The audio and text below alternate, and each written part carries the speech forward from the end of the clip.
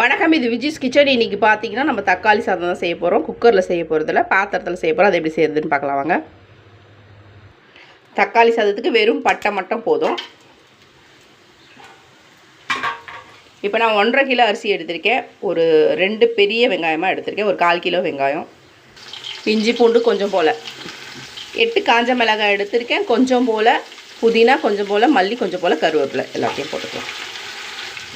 1.5 kilo அரிசிக்கு 1 kilo தக்காளி மிக்சியில் அரைச்சி வச்சுருக்கேன், அதை சேர்த்துக்கலாம்.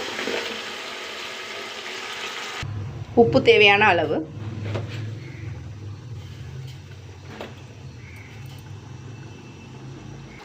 ரெட் சில்லி பவுடர் ஒரு 2 டேபிள் ஸ்பூன் எடுத்திருக்கேன். சின்ன ஸ்பூனில் எடுத்திருக்கேன், கொஞ்சம் போல் தனியா தூள்.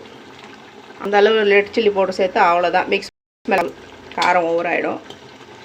ஒரு 1.5 ஸ்பூன் சேர்த்துருக்கேன்.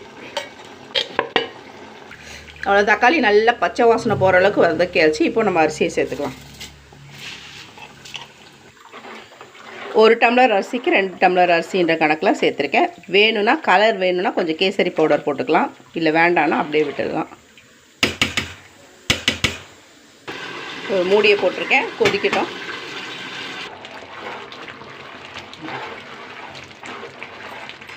தண்ணி நல்லா சுண்டி வருது. இப்போ நம்ம கொஞ்சம் டம் போட்டுடலாம்.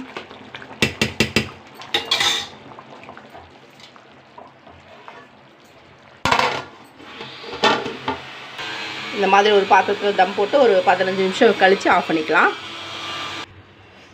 அவ்வளோதான், சாப்பாடு ஆஃப் பண்ண போகிறோம். ரெடி ஆகிடுச்சு. நல்லா உதிராக கிடச்சிருக்கு பாருங்கள்.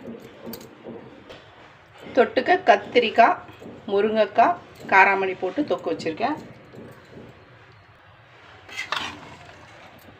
எப்படி இருக்கு? அதுக்கப்புறம் கொஞ்சம் வத்தல். இன்றைக்கி அவ்வளோதான் சாப்பாடு. வீடியோ பிடிச்சிருந்தால் லைக் பண்ணி, ஷேர் பண்ணி, கமெண்ட் பண்ணுங்கள். மறக்காமல் சேனலை சப்ஸ்கிரைப் பண்ணுங்கள்.